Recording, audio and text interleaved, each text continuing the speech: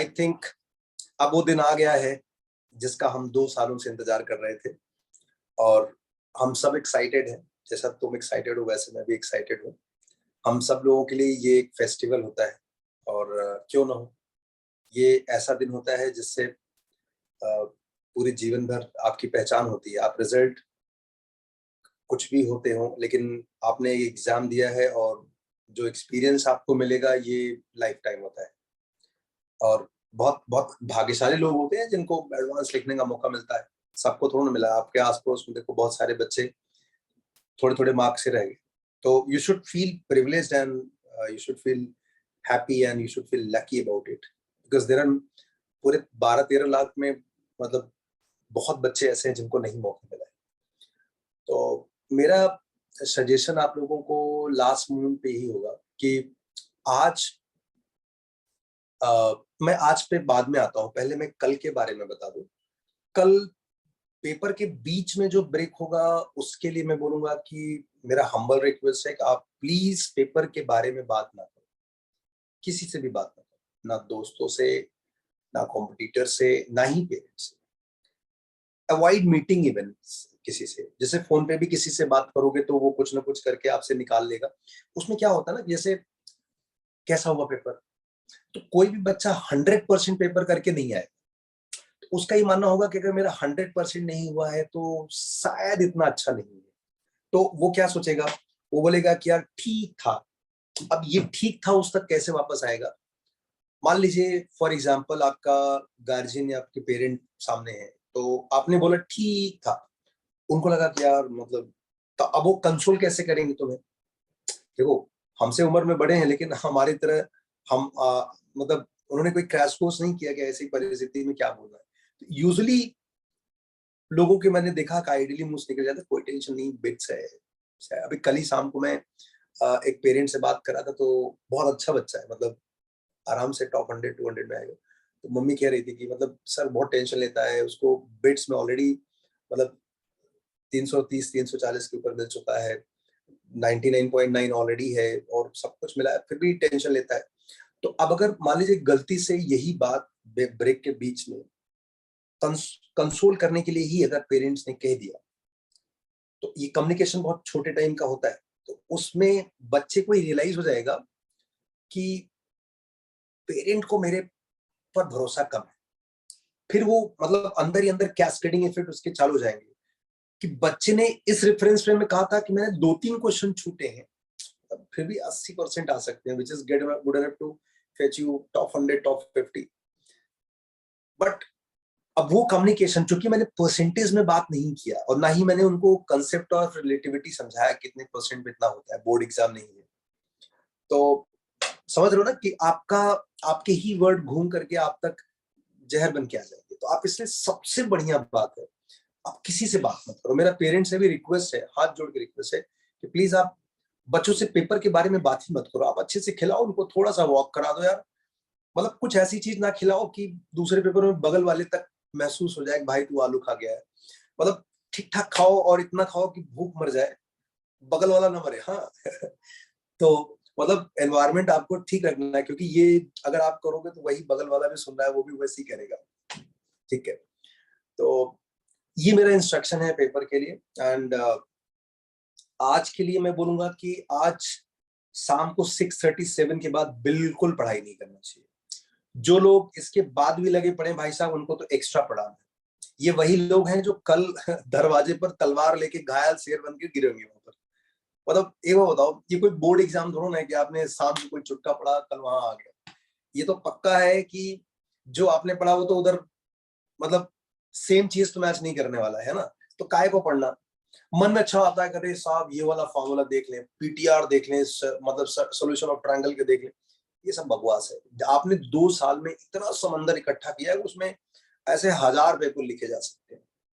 इससे पता चलता है कि आप पीस ऑफ माइंड में नहीं हो। मतलब योर, जैसे आप मूवी देखने जाते हो तो आप तुरंत बार बार चेक करते हो कि मैंने ये लिया है वो लिया है। आप मजे लेने के लिए जाते हो। दूल्हा जब अपनी शादी में जाता है तो इज ही नर्वस कि वहां जाकर लड़की ने मना कर दिया तो क्या होगा। इज एक्साइटेड, चला आज का एक दिन तो मैं किंग हूं, कल से भले झाड़ू लगाना पड़े घर में, बट आज का दूल्हा तो मैं ही हूं। तो यू शुड फील एक्साइटेड। कल को तुम अपने भाई बहन बच्चों, अपने बगल वाले को, पड़ोसी को, जूनियर्स को बताओगे तो महसूस किए रहोगे तो अंदर से आएगा, अदरवाइज वो बनावटी होगा। मतलब बताने में भी समझ में आएगा कि साहब इसकी बात सुनने में तो ठीक है, फॉलो नहीं कर सकते इसकी।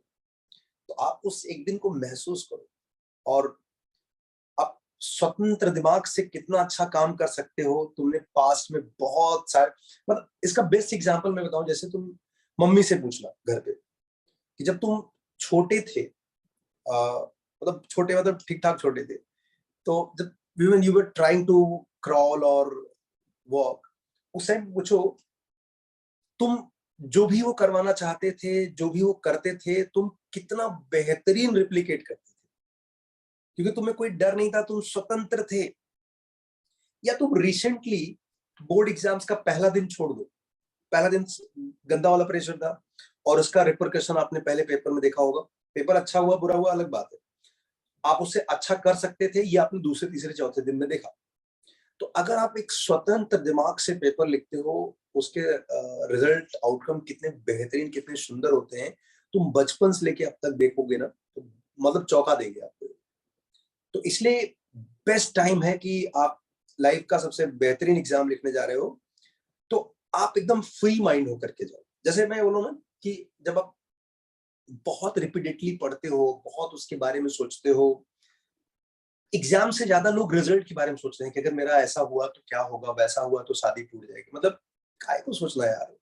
मतलब और इन सब सोच से बचने का बहुत ही अच्छा तरीका, पढ़ाई से दूर निकल जाओ। आज शाम को 6:30 बजे के बाद कुछ धमाल करो, मूवी देखो, कुछ वेब सीरीज देखो, मतलब कुछ बुक्स पढ़ने का इच्छा करे अदर देन एकेडमिक्स।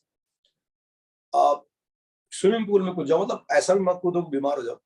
मतलब पेरेंट्स को डिस्टर्ब करो, पकाओ उनको, उनको भी मजा आना चाहिए, उनको भी मालूम चले कल हमारे बालक का एग्जाम है। और मतलब जैसे मैं बोलूं, कोई पेपर जल रहा है ना, अगर आप उसे बुझाओगे तो भी काला पड़ जाएगा। Cut the paper. जैसे इंडिया में बहुत प्रचलित है कि मोबाइल, मतलब हर गली हर घर में तुम्हें मोबाइल का कारीगर मिल जाएगा, और बढ़िया वाला साइंटिस्ट मिलेगा, स्टीव जॉब्स टाइप। मतलब मोबाइल खराब, मतलब मेरी माँ भी बताती है, मगर मोबाइल काम नहीं करा बोले कि उसको स्विच ऑन करके, स्विच ऑफ करके स्विच ऑन कर ले, काम हो जाएगा। और 99% केसेस में हो जाता है। मतलब कुछ काम नहीं कर रहा तो स्विच ऑफ करके स्विच ऑन कर लो, हो जाएगा। मतलब समझ रहे हो मैसेज क्या है? अपने आप को स्विच ऑफ करो सो दैट स्विच ऑन कर सकते हो। जैसे मैं तुम्हें एक एग्जांपल बताता हूँ। मुझे बचपन में जब थोड़े बड़े थे ना, तो पिताजी दादाजी कहानियां सुनाते थे, जितने मेल फिडलिटी थी, पापा या दादा, तो ये शाम को भूतों की कहानियां सुनाते थे। अरे साहब, मैं जा रहा था नहर के किनारे से, एक व्हाइट कलर में भूत आया। और ये सब शाम को 7 से 9 तक सुनाते थे कहानी। वो भी फ्री होते थे, अपन भी फ्री होते थे। भाई साहब 7 बजे से 9 बजे तक में इतने प्रकार के भूत, और सब व्हाइट कपड़े वाले, किसी के बाल बड़े, दांत बड़े, और इमेजिनेशन इतनी भर देते थे। और हम भी इतने पागल थे कि हम रोज वही सुनते थे। तो 9 बजे जैसे ही हम लोग खा पी करके सोते थे, ये तो चैन से सो जाते थे। उसके बाद पूरी रात हम भूतों से लड़ते थे, भागने की कोशिश करते थे, अपने आप को बचाते थे। मतलब ये सिलसिला बहुत लंबे टाइम तक चला, और रोज रात को डरते थे। और वो धीरे धीरे वो डर क्या होता था ना, जब हम अगले दिन सुबह किसी नहर के किनारे या सड़क के किनारे अचानक से कोई आवाज आया, तो हम प्रॉपर उतने ही डरते थे।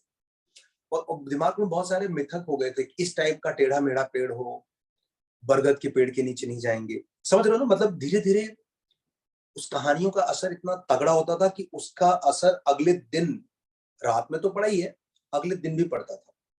एक बार तो हमने डिसाइड किया कि साहब आज इन भूतों से लड़ाई करके रहेंगे। तो सो गए, और रात में फिर से वही शाम को सपना, कहानी सुनाई गई थी हमको भूतों वाली।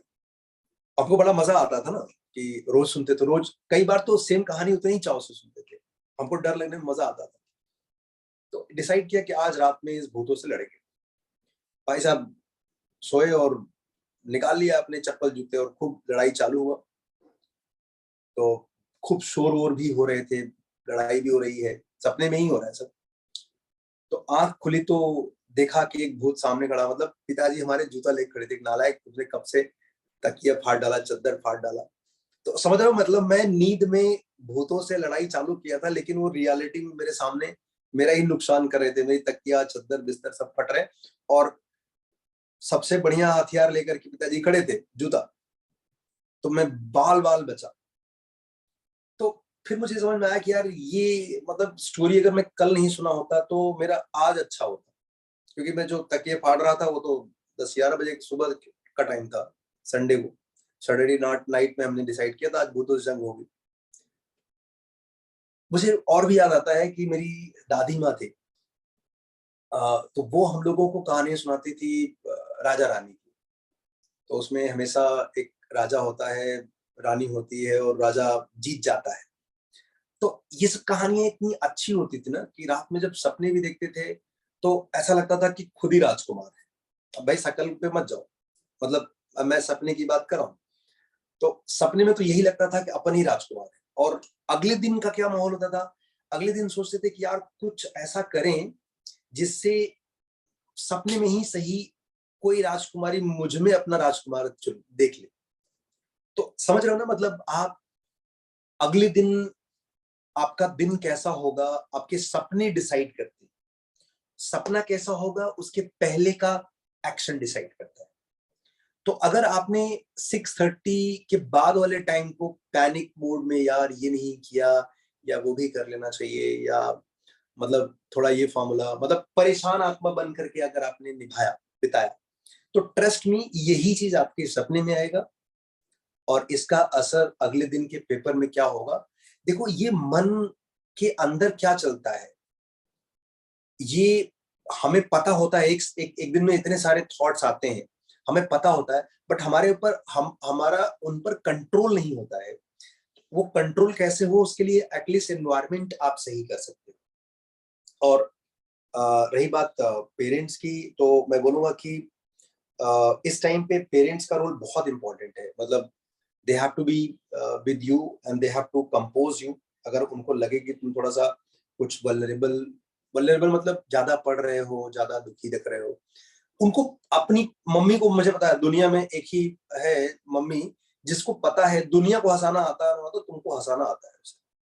मतलब वो तुम्हें तब से हंसाती थी जब तुम्हें हंसना भी नहीं आता था, बोलना भी नहीं आता था। तुम्हारी भाषा तब से समझती है जब से तुम्हें कुछ भी कहना नहीं आता, तुम्हें कोई नहीं समझता था।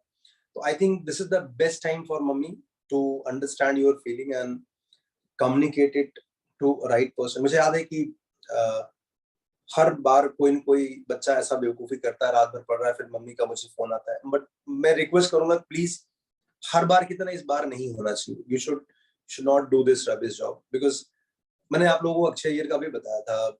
उसके पहले एक बच्चा था ओम कोटवाल, रात को 12:30 बजे कॉल कर रहा, वो आईटी चेन्नई में, fortunately they did well, like वो अपनी लाइफ में बहुत सक्सेसफुल है। बट आई एम सेइंग ना कि इस टाइप का काम नहीं करना चाहिए, इससे आपका अगले दिन पेपर में मतलब क्वालिटी कमजोर होता है। अच्छा कुछ बच्चे ना मुझसे झगड़ा कर रहे थे, एक बच्चा कल बोल रहा था सर अगर रात को 10:30-11 बजे तक पढ़ लेंगे तो क्या ही दिक्कत है, रोज तो पढ़ते हैं।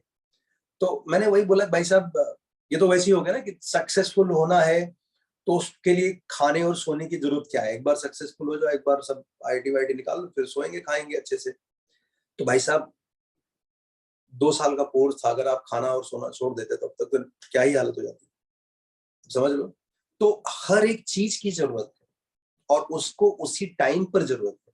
जैसे 6:30 टू 12 बजे का जो टाइम है, सारे ऊट पटांग विचार, भूतों वाली कहानी, राजकुमार राजकुमारों वाली कहानियां इसी 4-5 घंटे में बनने वाले हैं। यही आपके सपने में आने वाले हैं, यही आपके कल दिन में आपका मूड सही और कम सही करने वाले हैं। तो समझ रहे हो ना कि आप इसे सिर्फ 2-3 घंटे मत समझो, ये एक बिगनिंग है बड़ी जर्नी के पहले। जैसे होता ना कि अ, भगवान आपको बहुत बड़ी एनर्जी दे रहा है तो उसके पहले वो थोड़ा ललचाएगा कि बेटा ये ले भूतों वाला, ये ले राजकुमारी वाला, चूज करके दिखा। जैसे होता ना कि मेरे दोनों हाथ में इसमें, ये इसमें एक हाथ पकड़ो, वैसा वाला है। तो आप एटलीस्ट इस टाइम पे ये गलती बिल्कुल ना करो। और मैं पेपर के लिए फिर से बोलूंगा कि पेपर में अगर कुछ नॉन नेगेटिव मार्क्स वाले क्वेश्चन है तो उसको जरूर हाईलाइट कर लेना। और पार्शियल मार्किंग है या नहीं है ये बिल्कुल चेक करना। कॉलम मैच में भी कभी कभी पार्शियल मार्किंग किसी किसी साल था, किसी किसी साल नहीं था, ये भी बहुत अच्छे से रीड करना। एंड यूजुअली पेपर के बीच में ना जंपिंग, बहुत स्विचिंग नहीं करना चाहिए। अगर मैं बोलूंगा कि ये आपका खुद का डिसीजन होना चाहिए, जैसा आपने अभी तक किया है तो आपको एक काफी अच्छा आइडिया हो चुका होगा, वैसे ही अप्लाई करना उसमें। एंड मैं बोलूंगा कि ये एग्जाम्स की तैयारी सिर्फ आपने नहीं किया है, इसमें आपके साथ आपके पेरेंट्स भी हैं। मतलब ट्रस्ट मी, उन्होंने अपने पढ़ते समय इन सारे सिलेबस के बारे में इतना अच्छे से नहीं जाना होगा जितना अभी तुम्हें 2 साल के जर्नी में उनको पता चल गया। तो कभी कभी मुझे याद है कि मम्मी लोग फोन करती थी, पापा लोग फोन करते थे, तो they used to talk specific topic की, मुझे ये चैप्टर में मेरे बच्चे को दिक्कत है, ये चैप्टर के इस टाइप के क्वेश्चन में उसको दिक्कत है। तो मुझे बहुत खुशी होती है कि आज की डेट में मतलब पेरेंट्स कितने ज्यादा इन्वॉल्व होते हैं, कितने ज्यादा इन्वॉल्व होते हैं। मतलब लोगों को लगता है कि भाई साहब पेरेंट्स ने सिर्फ किसी कोचिंग क्लासेस में एडमिशन दिला करके अपना काम पूरा किया, नहीं, आज वैसा नहीं है। आज वो आपके हर एक सिलेबस, आपके हर एक टेस्ट का अपडेट्स उनको होता है और वो टीचर से उसके बारे में बात भी करते हैं, भले ही तुम्हारे सामने शेयर ना करें उसे। तो मैं बोलूंगा कि अगर किसी किसी बंदे ने इतनी मेहनत की है तो उस बंदे को ना सबसे बढ़िया गिफ्ट क्या होगा मालूम है? तुम एग्जाम्स जाते समय ना, मतलब तुम्हारे चेहरे पे एक बढ़िया मुस्कुराहट होनी चाहिए, बढ़िया स्माइल होनी चाहिए। मतलब ट्रस्ट मी, वो मतलब क्या बोलते हैं, जैसे मेरे पास वर्ड नहीं है, लफ्ज नहीं है बताने के लिए कि मतलब मैं बोलूँ ना कि जैसे जब तुम चलने मात्र के बारे में निश्चय कर रहे थे ना, मतलब जब तुम बचपन में चलने मात्र के बारे में भी निश्चय कर रहे थे, ट्राई कर रहे थे, you were ready to walk, ये सोच करके भी उनके मन में कौतूहल आते थे, खुश हो जाते थे, मतलब खुशी से झूम उठते थे। और बहुत सारे एफर्ट्स के बाद जब तुम मुस्कुराते थे तो मतलब पागल हो जाते थे वो अलग से। तो अगर आज तुम अपने इतने बेहतरीन पड़ाव पर जा रहे हो, तो उस टाइम पे अगर तुम्हारे चेहरे पे स्माइल होगा ना, तो उनका समझो खजाना भर जाएगा। और ये मतलब तुम्हारे भी फायदे में है। तुम मुस्कुराओगे, ये तभी हो सकता है जब तुमने ये 3 स्टेजेस अच्छे से क्लियर किए। और मतलब मैं बोलूंगा कि ये उनके लिए बेस्ट गिफ्ट होगा। तुम 10 12 साल बाद 10 करोड़ 15 करोड़ कमाओगे, तुम्हारी शादी दीपिका पादुकोण से होगी या किसी और से होगी, उससे उनको बहुत ज्यादा दुख नहीं होगा। बट आई एम सेइंग मतलब जो वाव होगा वो तो इस मुस्कुराहट में ही है। तो बढ़िया से उनका आशीर्वाद लो। और आ, आप इसे ऐसे मत समझना, जैसे कुछ बच्चे बोल रहे हैं सर मम्मी तो रेडियो है, मम्मी दिन भर बजती है। हाँ, ये सच है, मम्मी रेडियो है जिसकी फुहारें हम सब पर हर घड़ी हर घंटे पड़ती है। भले वो कसम खाए कि मैं कल से तुम्हारे बारे में इंटरफेयर नहीं करूंगी, वो कल बहुत छोटा होता है, वो किस प्लानिट का कल है मुझे नहीं पता, पर बहुत छोटा होता है। तो मम्मी सच में रेडियो है। और जो सबसे कम एक्सप्लोर्ड है, जब सबसे जिनके बारे में बहुत कम बात होती है, पिताजी, ये भाई साहब एक ब्लॉकबस्टर मूवी है जो कभी कभी आती है, लेकिन इसका असर बहुत लंबे टाइम तक रहता है। तो ये बहुत सही समय है, इन दोनों का आशीर्वाद लो। और सही मामले में भगवान यही है। मतलब तुम आज यहाँ पर इस परिस्थिति में इस मोड़ पर आए हो, उसमें तुम पढ़ने लायक बने हो, तुम इस बड़ी सोच के लिए जा रहे हो, उसमें सबसे पहली और सबसे सुंदर सोच इन दोनों की ही थी। और तुम्हारी कामयाबी में तुम्हारी मेहनत के अलावा सच में अगर कोई सबसे बड़ा योगदान किसी का भगवान से भी पहले है, वो तो पेरेंट है। तो इनके लिए सबसे बढ़िया और सुंदर गिफ्ट यही होगा कि तुम खुश होकर के जाओ। और जब ब्रेक में भी मिलो, अच्छी स्माइल दो, पेपर के बारे में फिर भी बात ना करो। भले उनका दिल टूट जाए तुम्हारे इस जवाब से कि नहीं मैं पेपर के बारे में बात नहीं करूंगा, बट जवाब यही रहना चाहिए। Okay, so wishing you all the best. And मुझे हर बार की तरह पता है कि तुम लौटोगे मुस्कुराते हुए, तुम्हारे चेहरों पर जो हंसी है उसका मुझे मेरी आंखों को बिल्कुल इंतजार रहेगा। और मुझे पता है कि देखो, इतना सारा तुम्हें आता है ना कि इसमें 1000 बार पेपर लिख सकते हो, एकदम पेशेंस से, खुश होकर के, मन से पेपर लिखोगे, ऐसा करने वालों की कभी हार नहीं होती। वो भगवान भी है यार, उसके पास भी दिल होता है, वो ऐसे किसी को भी परेशान थोड़ा नहीं करेगा। तो आप अच्छी नीयत से, अच्छी मेहनत से, अच्छे सोच के साथ जा रहे हो तो डेफिनेटली वो ऊपर बैठ करके तुम्हारा लेखा जोखा ऑलरेडी रजिस्टर बना के रखा हुआ है, उसने लेटर भी ड्राफ्ट कर रखा है, भाई ये ले तेरे नाम का एनवेलप, छोड़ने वाला हूं मैं, बस चिट्ठी आने वाली है, अपने एड्रेस को संभालो और घंटी बजने वाली है, अपने दरवाजे पर खड़े रहो और इंतजार करो उसके अच्छे परिणाम का। Okay, wishing you all the best बच्चों, एंड मचा के आओ।